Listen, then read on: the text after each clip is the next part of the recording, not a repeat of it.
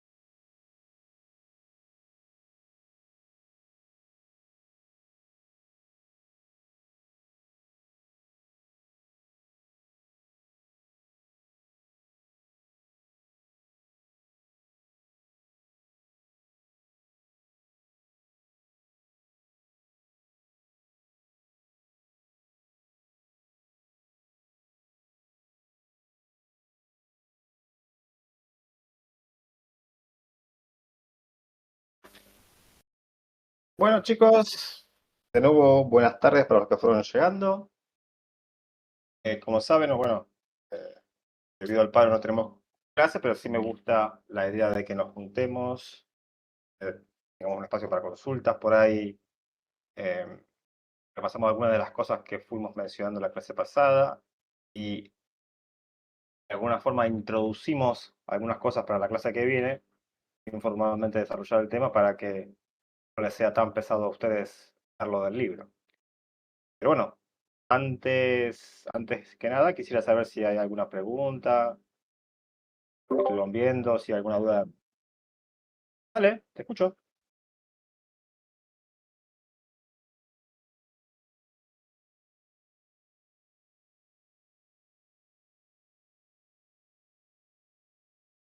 Ahora, dame un segundo que lo comparto, así todos vemos lo mismo y es más fácil. Profe, aprovecho a preguntarle si quizás está lejos del micrófono o puede ser que esté bajo el suyo. Todo puede ser. A ver, esperen que me acomodo un poco y subo el volumen del micrófono. A ver si me Sí, escuchan por mejor ahí. favor. Sí, sí, mucho mejor, gracias. Listo, No, mejor. no, por favor. Bien, ahí debería estar. Perfecto, vamos a la página 10, dijiste. Sí, esta gráfica. Perfecto. Esta gráfica todavía no la desarrollamos. Esa gráfica la introdujimos la clase pasada, hice algunas menciones, pero justamente era uno de los temas para desarrollar. Y algo de eso vamos a hablar en un ratito. Y me interesaba, ya que habíamos visto el tema del inicio de la conexión y empezamos a ver un poco la idea de cómo TCP se acomoda ante eventualidades como pérdida de paquete, dar el caso, por así decirlo, el caso amigable, en donde todo sale bien. Y dejar justamente que ustedes mastiquen, piensen, y la clase siguiente es como que profundizamos y vemos algunos casos de estos que implican una necesidad de transmisión. Yo lo voy a comentar ahora y va a quedar para que ustedes lo profundicen. ¿Alguna otra pregunta?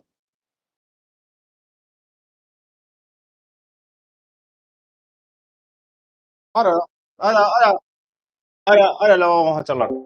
Y cuando lo charlemos, si me querés hacer una pregunta específica, ahí lo vemos. No, por favor. ¿Alguna otra pregunta? ¿Algo que haya quedado pendiente? ¿Algo que hayan visto del libro? Que no les quede claro de los temas que ya vimos desarrollando. Yo hay un... Ah, No, pregunta. perdona, andaba igual. Un segundito nada más, un segundito.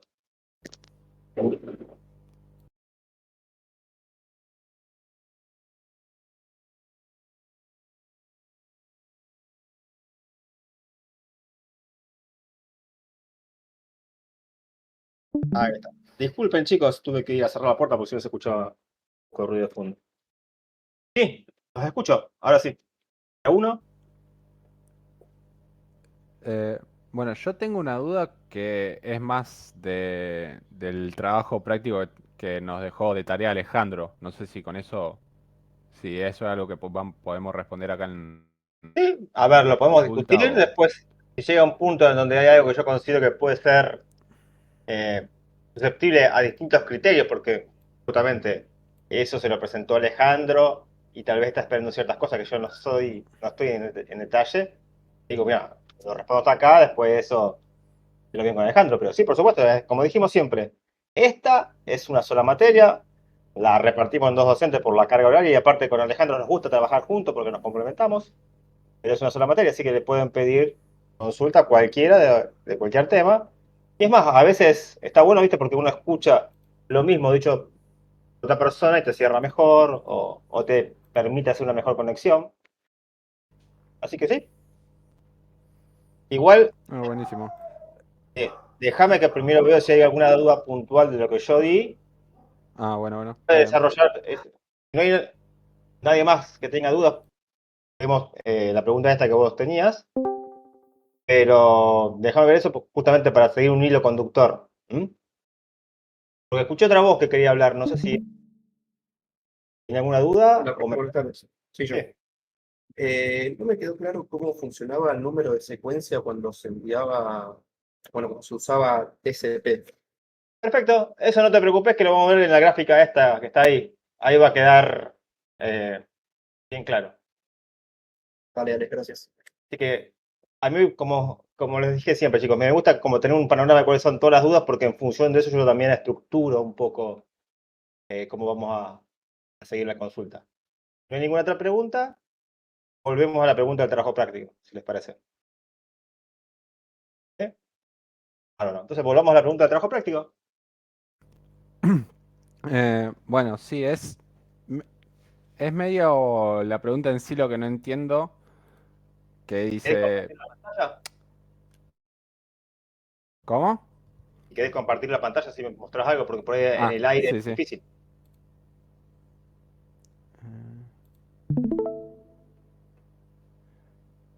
Ahí esta es la pregunta que está resaltada.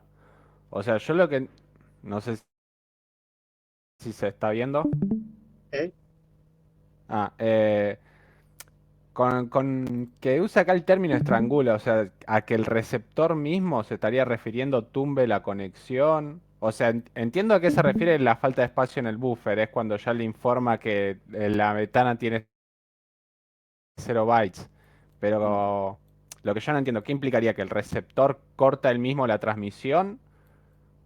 ¿O es el emisor el que actúa ante esa situación?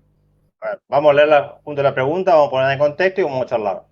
Dice, ¿cuál es el mínimo monto disponible de espacio en el buffer advertido en la recepción para toda la traza? Bueno, eso es bien particular de la traza, así que sin ver la traza no se puede responder.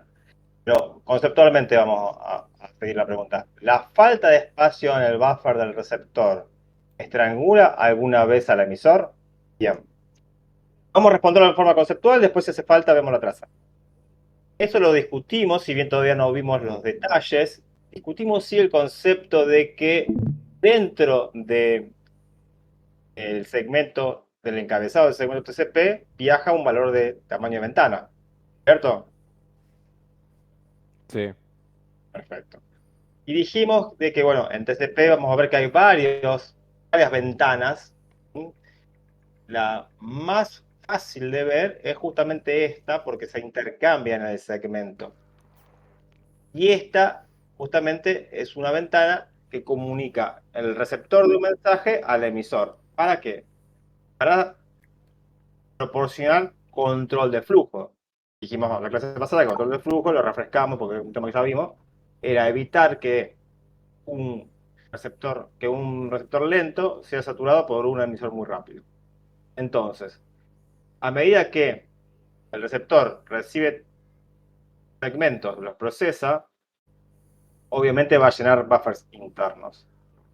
Y en función de la disponibilidad que tenga para seguir procesando esos segmentos, a la hora de enviar un segmento hacia el emisor, ya sea un acknowledge o datos válidos que él tenga para enviar, que aprovecha también para enviar un acknowledge, ahí va a ir actualizando ese tamaño de ventana. Entonces, el receptor puede, no sé, yo no vi la traza, pero puede justamente, dada la situación en la que se encuentran sus buffers internos, reducir el tamaño de ventana e incluso llevarlo a cero.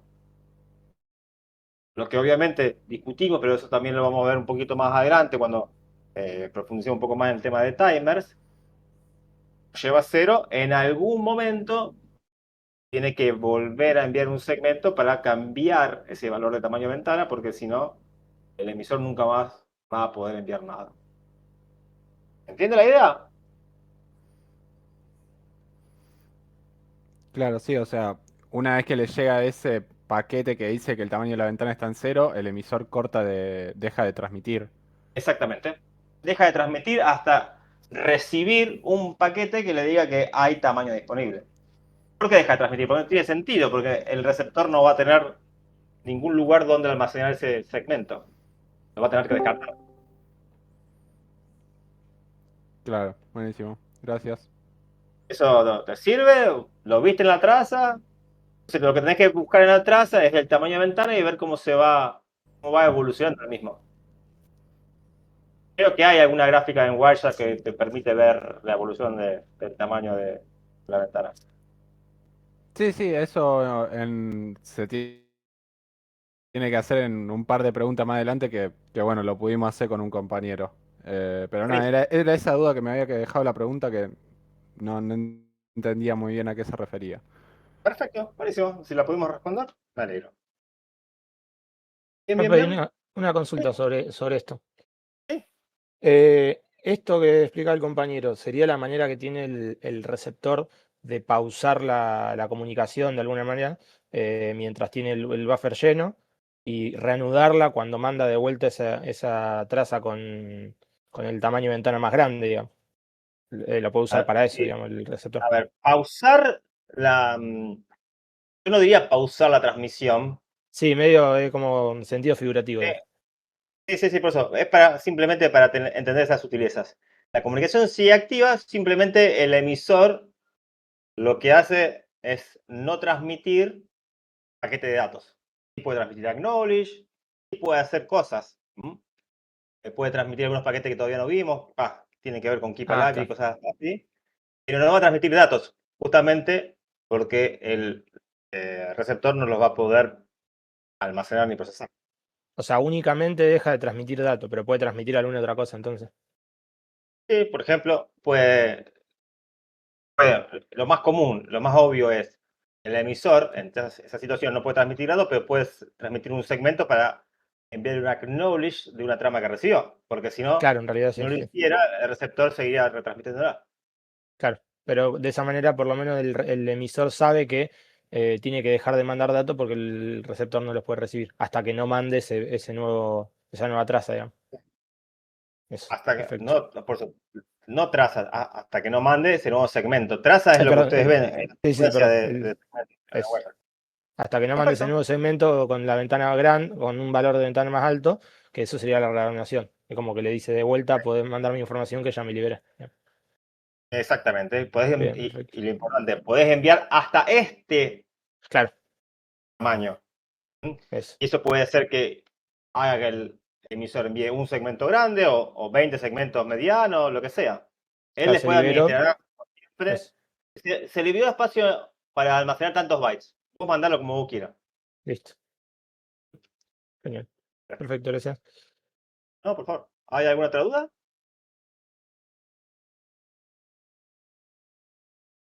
No, bueno. Déjenme de nuevo felicitarlos porque veo que justamente tienen dudas, están haciendo eh, el práctico que les planteó Alejandro y es importante porque en un clima de tanta, no digo incertidumbre, pero están sí, lazo abierto porque no pueden ir al poli y hay cosas que quedan media colgadas. Está bueno que ustedes se tomen realmente en serio esta parte de tener que avanzar. ¿Le hago una consulta? ¿Tuvieron la posibilidad de tener consulta con algún otro docente? Esta semana no. Esta es la primera consulta que tenemos esta semana y creo que sí, la única. Por lo menos el tercer año. Perfecto.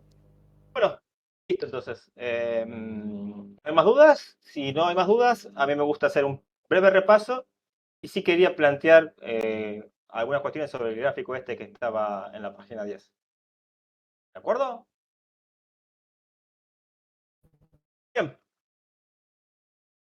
voy a hacer una reseña muy cortita porque esto ya lo vimos, pero es más que nada para tomar, si se quiere, un hilo conductor. Nosotros dijimos, primero que nada, que no vamos a seguir el apunte tal cual está, porque debido a los paros, vamos a focalizarnos en los temas importantes. Entonces, por eso arrancamos con capa de transporte y vamos de lleno a UDP y TCP. Lo que dijimos es que lo importante de la capa de transporte es que es, de alguna forma, el nexo entre las aplicaciones, entre los procesos y la red. Y ahí entonces aparece el concepto de puerto, porque a través del concepto de puerto, el sistema operativo, a través de este identificador, sabe a qué proceso debe enviar los datos que recibe, ya sea por TCP, por UDP o por cualquier otro protocolo. En este caso, nosotros estamos hablando de TCP y UDP. En otros protocolos que pueden ser capa de transporte, tal vez hay otro concepto, no el de puerto. Pero vamos a quedarnos en TCP y UDP, así que vamos a hablar como si puerto fuera algo universal. Simplemente quiero que ustedes entiendan este contexto. Nosotros nos enfocamos en TCP y UDP, pero hay otros protocolos aparte de estos. Hay muchos otros protocolos. Bien, dicho esto, ustedes ya saben que el número de puerto es un número de 16 bits y dijimos de que hasta 1024 son números que están reservados. Típicamente están estandarizados, más allá que pueda haber algún estándar sobre el 1024, los que están por debajo son fuertemente estandarizados y están de alguna forma restringidos. Solamente un usuario con privilegios podría abrir un socket en esos puertos. Por eso, si ustedes quieren abrir un socket en el puerto 80, es decir, levantar un web server que escuche en el puerto 80, van a tener que tener permisos especiales para hacerlo. Dijimos entonces de que a nivel de capa de transporte tenemos dos protocolos, los más populares, UDP y TCP. TCP, vamos a arrancar por UDP. UDP es no orientado a la conexión y es no fiable, o sea que es más o menos lo mismo que era IP, solamente se le agrega el concepto de puerto. El TCP es justamente totalmente distinto, está orientado a la conexión y es fiable. Vimos muy rápidamente el encabezado de UDP, no tiene nada que discutirse, así que vamos a pasarlo de largo. Lo que sí a mí me interesa recalcar esto, no sé si lo puse en el apunte, después lo voy a revisar, es una diferencia fundamental desde el punto de vista del programador. Cuando yo programo con socket UDP, cuando yo programo con socket TCP, veo comportamientos distintos. Esto lo hablamos en la clase pasada. Si yo escribo hola mundo en UDP, yo capturo el Wireshark, voy a ver un paquete en donde va ese hola mundo. Eso es siempre así en UDP. Ahora, si yo escribo hola mundo en TCP, puede ser que yo vea un paquete de diga hola mundo. Otro caso podría ser que vea un paquete de diga hola y otro que diga mundo. Y otro caso puede ser que diga hola mundo y algo más que yo escribí después. ¿Qué quiero decir con esto? En UDP, cuando yo escribo un datagrama directamente. Porque lo que ustedes escriben es lo que va a terminar saliendo por la red. Cuando ustedes escriben en TCP, lo que están escribiendo es un string de bytes. Una secuencia de bytes que la capa TCP, capa transporte, va a definir cómo cortarla.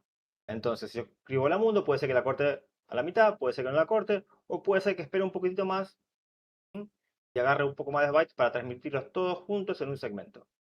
Esto, como lo dijimos en la clase pasada, tiene que ver con TCP tratando de optimizar los recursos. Intentando, por lo menos. Eso es fundamental y, como dijimos, aquellos que hagan un trabajo práctico relacionado a manejar TCP a bajo nivel, pueden tener alguna problemática si se olvidan de esto. Pero bien, vamos entonces a hablar de TCP, en concreto, que es lo que más nos interesa de la capa de transporte. Y dijimos que era un protocolo de capa de transporte que ofrece un servicio orientado a la conexión y fiable. ¿Qué significa orientado a la conexión? Que antes de poder enviar datos, yo tengo que crear esta conexión. Entonces, hay un procedimiento para crear la conexión. Una vez que esa conexión está creada, ahí sí puedo enviar datos. Y una vez que ya enviaron todos los datos, esa conexión se debe finalizar. Esto tiene que ver justamente por todo esto que estuvimos charlando, de que TCP es un protocolo fiable. Entonces, cuando yo creo la conexión, más allá que veo y verifico con el receptor si se puede establecer, el sistema operativo reserva un montón de recursos. Entonces, esos recursos están reservados para poder manejar esa conexión y por lo tanto es fundamental que cuando esa conexión no se va a usar más, se liberen justamente para liberar los recursos. Hicimos algunos comentarios de trabajar con servidores y las problemáticas que puede haber si nos equivocamos en esto, pero bueno, esto va más allá del repaso. ¿Dudas hasta acá? ¿Comentarios? ¿No? Buenísimo. Después vimos rápidamente el segmento, que no era algo muy complicado. Aparece el número de puerto que ya vimos. Aparece el número de secuencia y asentimiento, que son fundamentales justamente para poder numerar cada uno de los bytes y poder decir si lo recibí.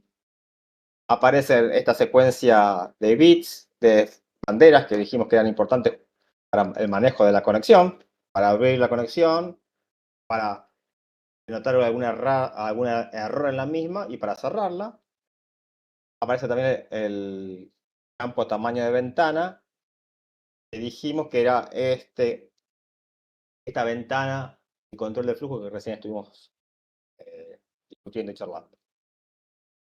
No creo que de eso haya ningún problema. Vimos los flags. Los más importantes son el sync, la CK, el reset y el fin, que son los que manejan la conexión. Lo discutimos, dijimos que para iniciar la conexión tengo que tener un segmento que tenga el bit en sync activado. Y si B está de acuerdo con todo esto, tiene que mandar un segmento con el bit en sync activado y con un número de acknowledge válido, para lo cual tiene que estar el bit ACK también activado. Y es una secuencia de 3 pasos, de 3 vías, y entonces A tiene que confirmar esto con un segmento que tenga también el acknowledge válido. Y de esta forma establecimos una conexión que me permite ahora un intercambio bidireccional de datos. Es decir, fíjense que, como siempre decimos, en este caso A inicia la conexión, él acepta. El caso más habitual se conecta con el servidor, inicia la conexión, el servidor la acepta y a partir de ahí A puede hacer un request y obtener una respuesta. Sin embargo, es totalmente válido que A cree la conexión TCP, pero después se quede esperando a que B tiene algún requerimiento. ¿Entiende? Esto es para diferenciar el concepto de cliente servidor a nivel aplicación con quién inicia la conexión TCP y quién la acepta. Lo más habitual es que justamente el receptor sea el cliente. O mejor dicho, el lado A sea el cliente. Pero hay situaciones en las que ese escenario no se cumple. Perfecto. Para liberar la conexión dijimos que era básicamente enviar un segmento con el bit de fin activado, que luego tiene que ser confirmado, obviamente. Lo único que es interesante de notar es que, debido a que es una comunicación bidireccional, hay que cerrar cada uno de los lados, por así decirlo. Por eso, en la figura se ve primero un segmento que era A con el bit de fin, que es confirmado por B, y luego B envía otro segmento con el bit de fin para cerrar el otro lado de la conexión. ¿Qué significa esto? Bueno, cuando A ya no tiene más nada que mandar, dice, bueno, fin. Ese fin dice que A no va a mandar nada. Sin embargo, B puede seguir mandando. En tal caso, B cuando considere que no tiene más nada que mandar, mandará un segmento propio con el bit de fin activado. ¿Se entiende? ¿Dudas, preguntas?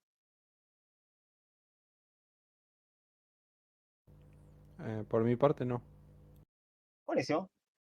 Vamos a ver ahora el gráfico este. A ver qué. Ahí. ¿Se ve ahí? Sí. Perfecto.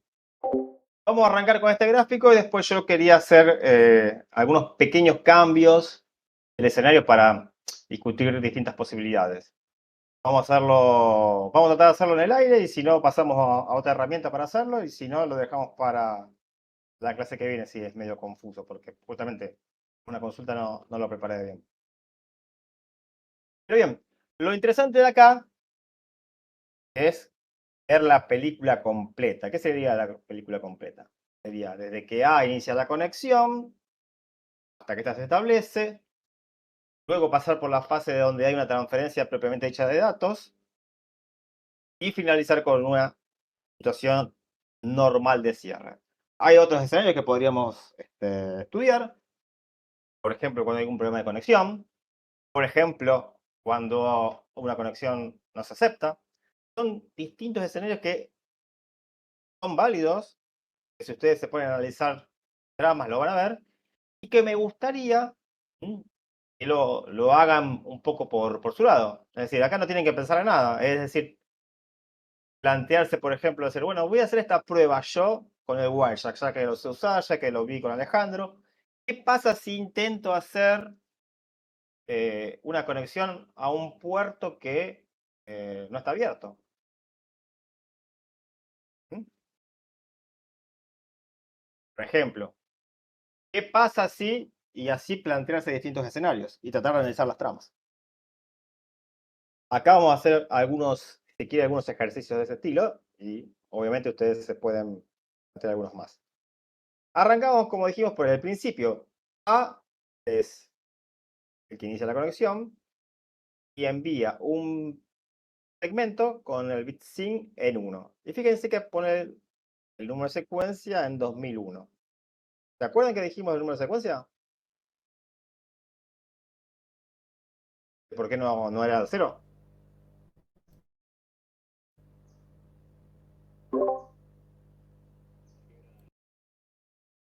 Sí, ¿y por qué era aleatorio? Para que no Pero arranquen porque no todos en podía uno y haber. entonces si hay algún otro número de secuencia en paralelo que no se confunda. Perfecto, justamente. Vamos a ver, hay muchas cosas, nosotros no vamos a entrar en todos los detalles, pero sí me gusta cada tanto hacer hincapié en estas cositas que tienen que ver con la implementación de algo que tiene que funcionar en la práctica. Y justamente, un poco tiene que ver con tener esta mente un poco más abierta y no pensar de que, yo tengo esta conexión TCP y es lo único que tengo. No, es lo que dijimos la clase pasada.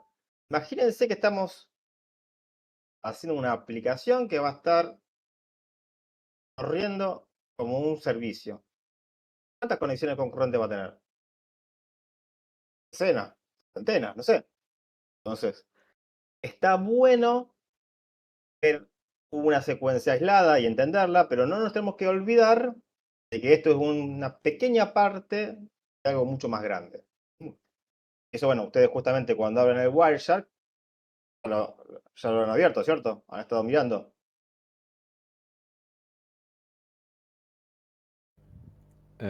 Sí, con una trama que nos dio Alejandro, tipo, no mirando una conexión real. Está bien, pero ustedes tienen el Wireshark, tienen su computadora, podrían abrirlo ahora mismo y empezar a capturar y van a ver un infierno. Todo esto que nosotros estamos hablando, alguna otra pestaña que ustedes tengan con, no sé, música, video, cualquier aplicación que esté en background haciendo cosas. Si ustedes ahora abren el Wireshark y empiezan a mirar la pantalla, van a ver que empieza a hacer un scrolling insoportable. ¿Por qué? Bueno, porque obviamente hay múltiples conexiones activas. Y piensa que su máquina es solamente un cliente. ¿Sí? Por eso el Wireshark tiene un montón de capacidades interesantes para ser filtrado, que permite filtrar por origen, IP destino, puerto de origen, puerto de destino, y un montón de otras cosas como los tipos de protocolos de capa de aplicación. Entonces, volviendo, nosotros vamos a estudiar esto para tratar de entender cómo funciona TCP, pero no nos tenemos que olvidar de que muchas de estas cosas, las cosas que se ven medias raras, tienen que ver con que esto la práctica está de alguna manera esforzado. ¿Cuál sería la palabra en castellano? Sí, como tensionado. Bien, entonces arranca la secuencia 2001 con la SYN y ya la envía. Y la recibe. Fíjense que implícitamente estamos diciendo que está de acuerdo con abrir la conexión, si no tendría que hacer un enseñamiento totalmente distinto. Y entonces por eso va a mandar un segmento con un número de secuencia también aleatorio, totalmente distinto, no tiene nada que ver con otra secuencia. Entonces tenemos secuencias en cada una de las direcciones. Va a mandar el campo acknowledge con 2002. ¿Esto qué permite decir? Recibí el byte 2001, ahora estoy esperando el byte 2002. Y por ende, bueno, en este contexto tiene que estar SYN y ACK activo. Esto lo recibe, ve que está todo bien, que no hay ningún error, que el número de secuencia tiene y está todo bien. Entonces responde con una CK del 3002. Es decir, recibí el byte 3001 de B, ahora estoy esperando el 3002. Y ahí se abrió la conexión. ¿Estamos de acuerdo?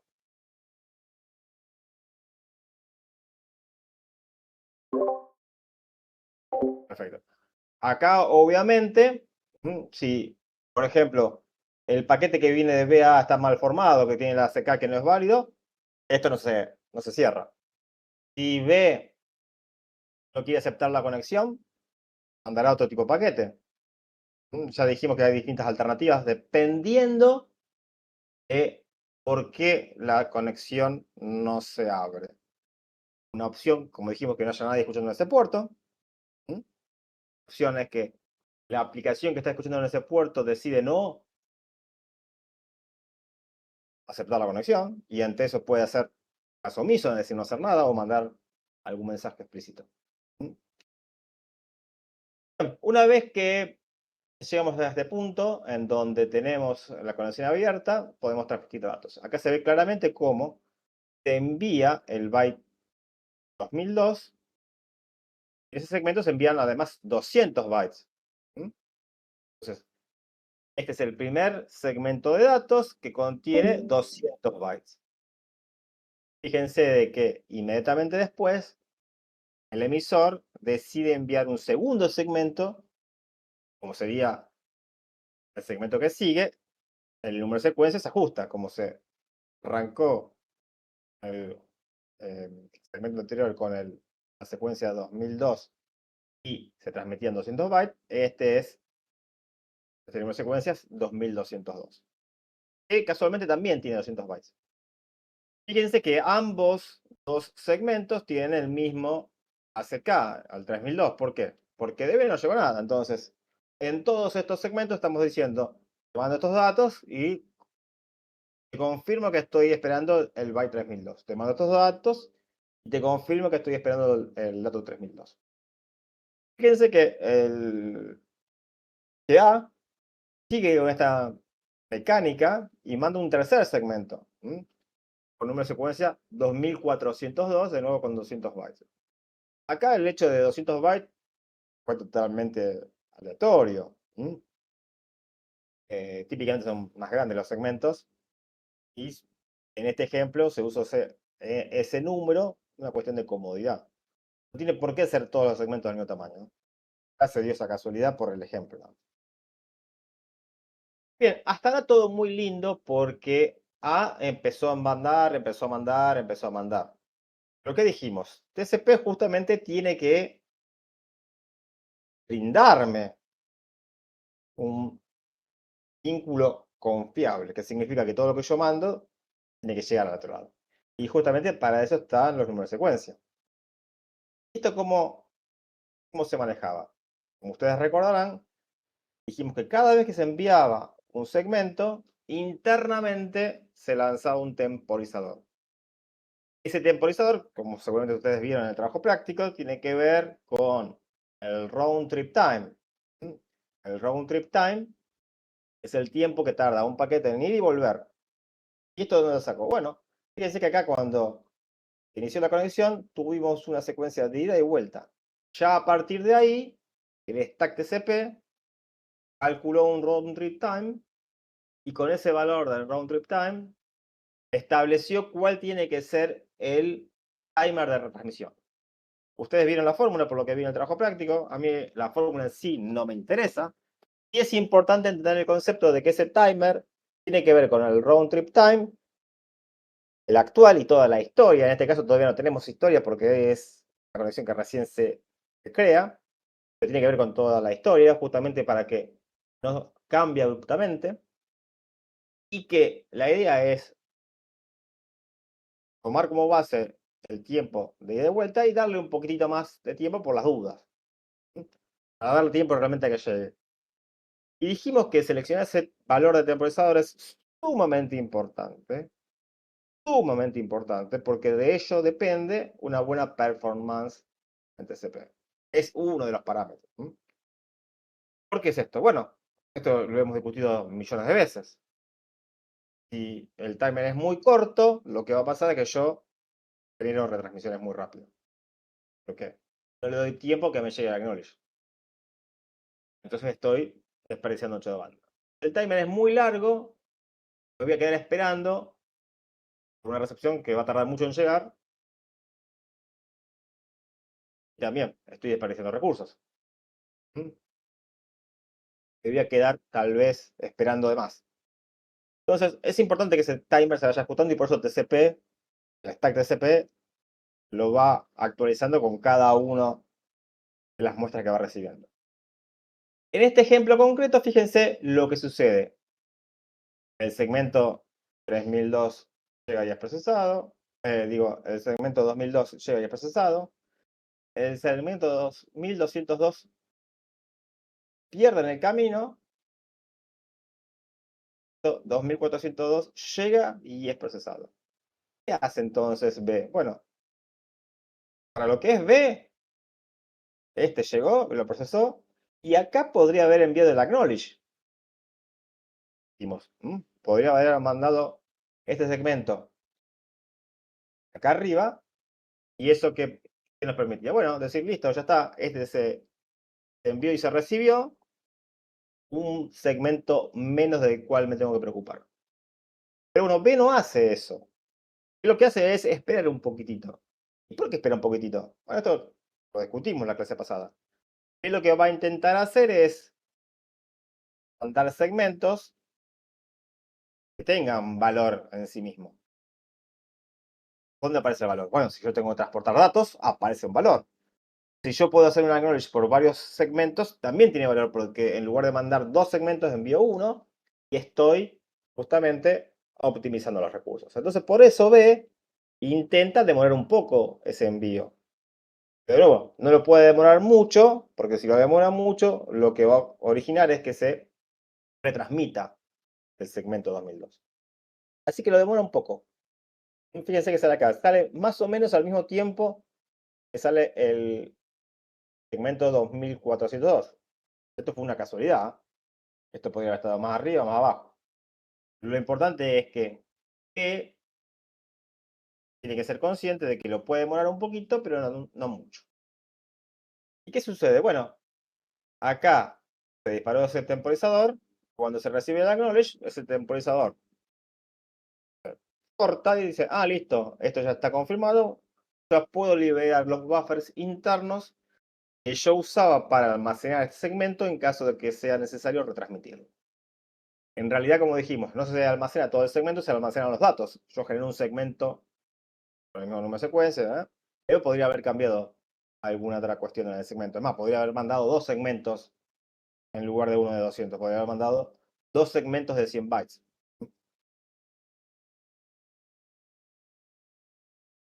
Cuando se lanzó el segmento 2202, también pasó el timer. Y ese timer se ve que acá, en este caso, llegó a su fin. Y eso generó la retransmisión del segmento 2200. Otra cosa que es interesante, fíjense que este segmento se envía En este caso, cuando lo recibe, automáticamente envía un ACK con el valor 2602. ¿Por qué? Primero porque quiere... Ya recibió dale. 2400 también. Perfecto. Primero porque recibió el 2202 y seguramente estaba reteniendo ese acknowledge, el del 2402, porque no lo podía mandar porque le faltaba algo en el medio. Y entonces, apenas llega el 2202, urgente lo manda para evitar de que el timer de retransmisión asociado al segmento 2402 se dispare y esto implique justamente que se retransmita también el 2402. Fíjense entonces que esto es como que una reacción en cadena. Si yo y este 2202 horas más, el stack SP no me puede confirmar tampoco el 2402, que genera ahí una especie de retransmisión de varios segmentos. Entonces está bueno esto de que en esta situación no se demore el acknowledge. Por eso lo manda inmediatamente.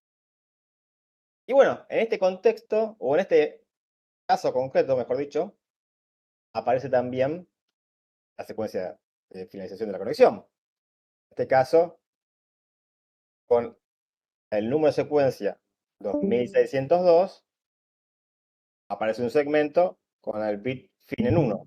¿Qué está diciendo? Bueno, A dice, ya está, yo no tengo más datos que enviar.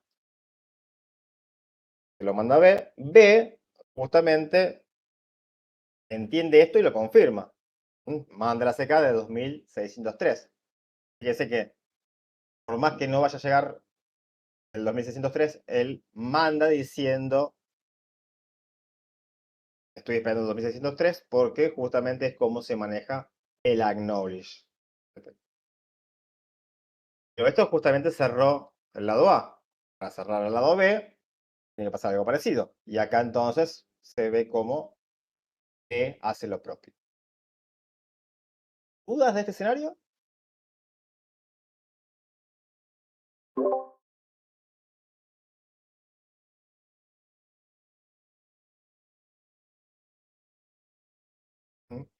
El flags ACK lo que está diciendo es que la información que está en el campo ACK es válida. Porque justamente es un campo que es opcional. Yo podría no enviar, va a haber bytes en ese campo, en el campo ACK, pero no son válidos. El flag ACK te está diciendo sí, lo que está ahí es válido. Por eso cada vez que vos mandás un ACK con datos válidos, tiene que estar activado. ¿Alguna otra pregunta?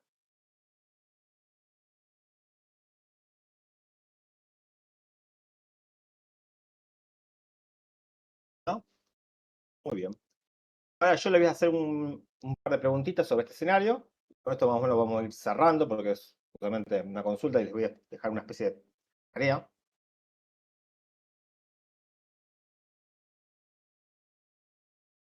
Fíjense en este escenario y acá vimos que el segmento 2202 se perdía, no llegaba a B.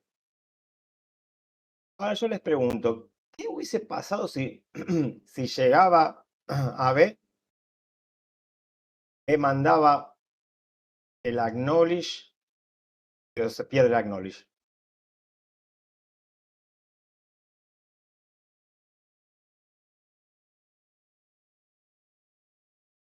Profe, ¿podría repetir que no entendí? Sí. En este ejemplo se ve que el segmento 2202 se pierde, no llega a B. Mi pregunta fue, ¿qué pasaría o qué cambia si un hipotético escenario, el segmento 2202 llega, la acknowledge, el mismo se pierde?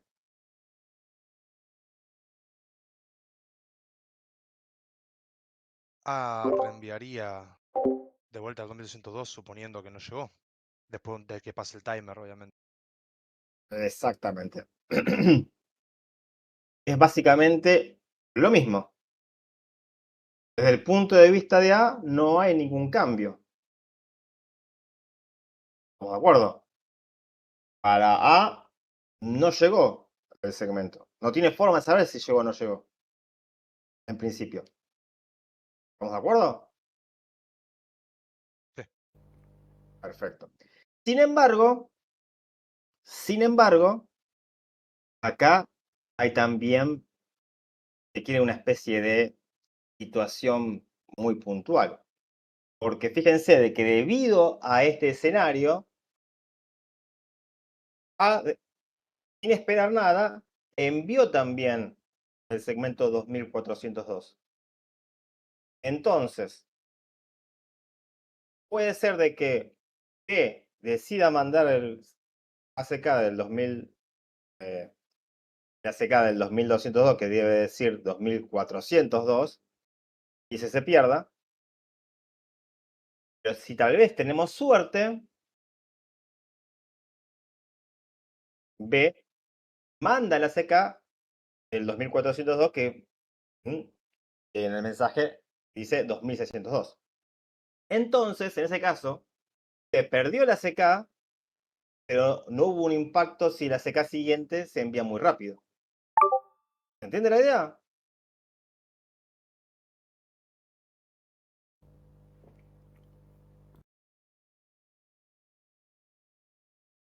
Eh, sí, sí, pero una pregunta, o sea, eso ya sería algo más como de suerte, más que algo que uno pueda programar, ¿no?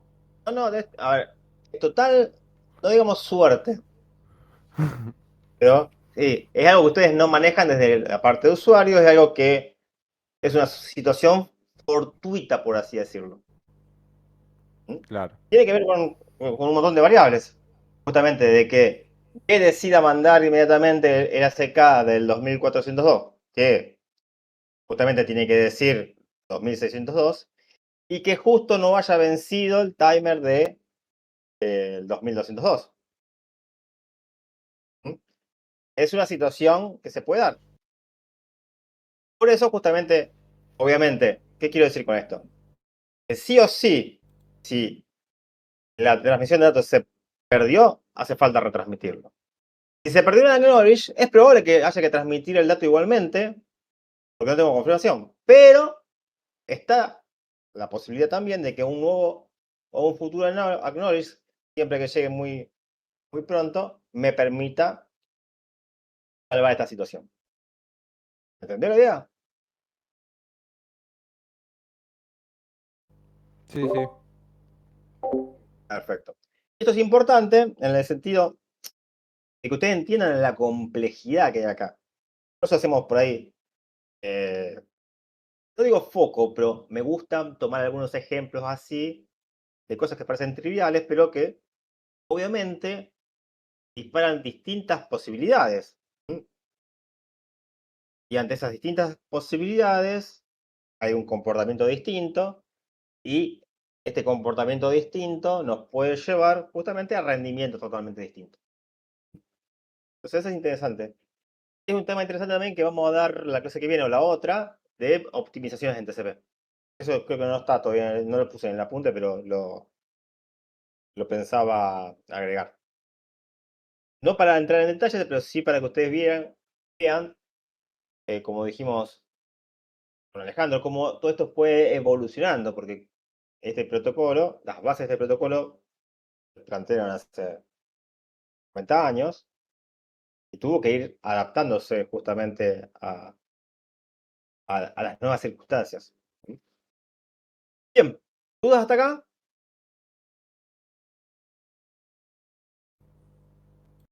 ¿No? Bueno, les queda de tarea pensar los escenarios en distintas situaciones. Ejemplo, como dijimos, conexiones que no se abren. Ejemplo, fíjense que este caso es muy sencillo porque hay transmisión de datos de un solo sentido. ¿Qué pasaría si hay transmisión en el sentido opuesto también? Ahí, fíjense que la lógica no cambia mucho, pero de alguna forma eso me permite que haya acknowledge más seguidos y me da alguna pequeña protección adicional ante estas pérdidas de paquetes, como mencionábamos recién. Ver en qué casos puede haber un error en la conexión. Situaciones que se salgan del el caso más típico, que sería esto que estamos mencionando acá. Hay se abre una conexión, se genera intercambio de paquete, se puede perder alguno, se retransmite y se cierra. Vamos, eso les queda como de tarea para charlarlo porque es interesante. ¿Dudas? Yo tengo una duda sobre una parte, pero por otra parte del cuadernillo, que no sé si lo podemos ver Sí. ahora. Antes o después está. En la página 6 antes, Bárbaro. en la parte que dice problemas de direccionamientos y puertos de datos. Bárbaro. Déjame terminar con esta idea y volvemos para atrás a tu pregunta. Dale, dale. Acá había, me acuerdo, un comentario sobre algo de las consideraciones. No sé si el que hizo esa pregunta está todavía presente y la quiere volver a hacer.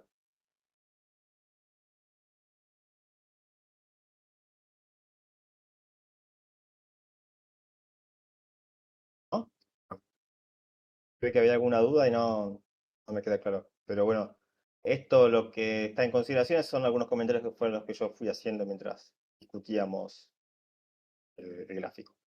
Volvamos entonces a la página 6. ¿Sí? ¿En qué parte? No, es bien ahí, en esa ¿Esta parte? parte, más abajo. Sí, en la parte del texto, más abajo, que aclaran que algunos protocolos Sí, guardan las direcciones en la parte de datos. está bien. Eh, Hago primero un esa... comentario. Este tema no lo dimos mm, todavía. Tiene que ver con lo que dijimos de que no íbamos a ir en secuencia, justamente para darle prioridad a TCP, ya que es un tema fundamental. Mi idea era darlo más adelante. No bueno, es, bueno, entonces lo no, dejamos. no es un tema difícil, pero esto te lo puedo responder rápidamente, así que aprovechamos si te lo respondo, así que ya te sacan la duda. Nosotros estamos acostumbrados, o lo que nos parece lógico, es que si yo mando la información de puertos a nivel de capa de transporte, eso, con eso, te alcanza. ¿Mm? ¿Para qué lo tendría que repetir?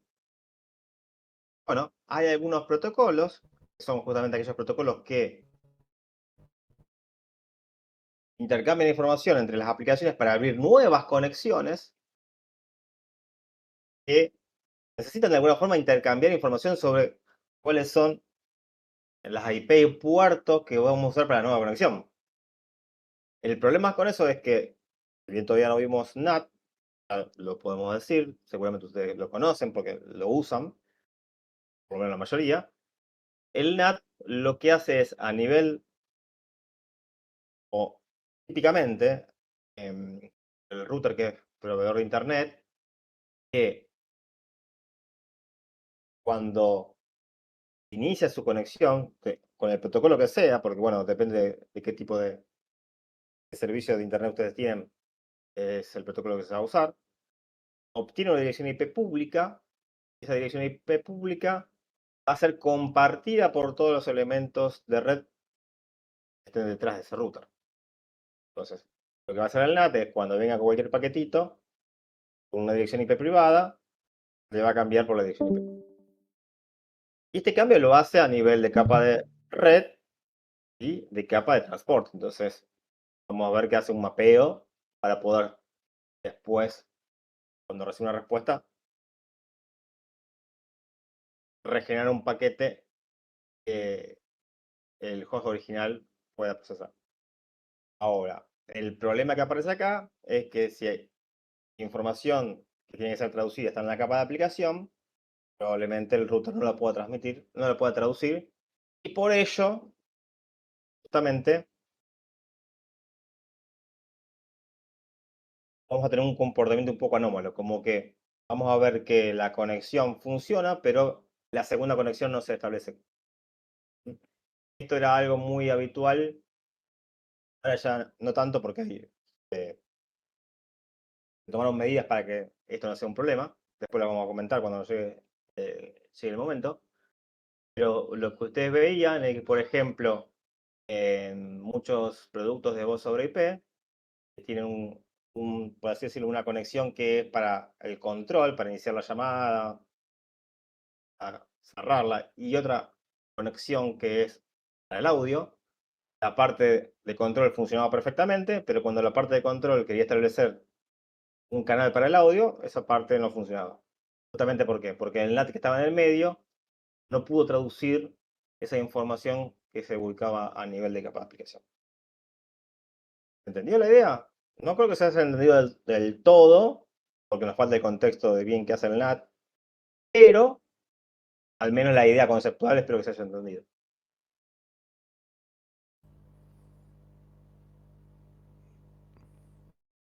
¿Sí? ¿Dudas? ¿Preguntas? Sí, creo que algo entendí. Bueno, en resumen, la información de IP y puerto, si está en la capa de aplicación, es un problema. Porque el router tiene que poder leer la capa de aplicación y poder reescribir la capa de aplicación. Y eso implica conocer cada uno de los protocolos que puede haber en capa de aplicación. Este es un problema que, por ejemplo, tiene el protocolo FTP. Por eso no es tan popular hoy en día. Igual el protocolo FTP tiene otras, si quiere, artilugios para de esto. Bueno, todo eso lo vamos a ver cuando veamos NAT. Lo importante es que más o menos tengas una idea y que esa idea te sirva hasta que lo vemos bien. ¿Alguna otra Muy pregunta? bien, gracias. No, por favor. Bien, mi idea justamente era tener esta oportunidad de charlar con ustedes para despejar cualquier duda, para que justamente tengan de alguna manera la posibilidad de ir conectados con la materia. Les dejé un poco de tarea en el sentido de que prueben con el Wireshark en su computadora, prueben estos distintos escenarios porque es interesante. La clase que viene lo que vamos a hacer es hablar un poco más de TCP, seguir con todo esto de control de flujo, control de congestión.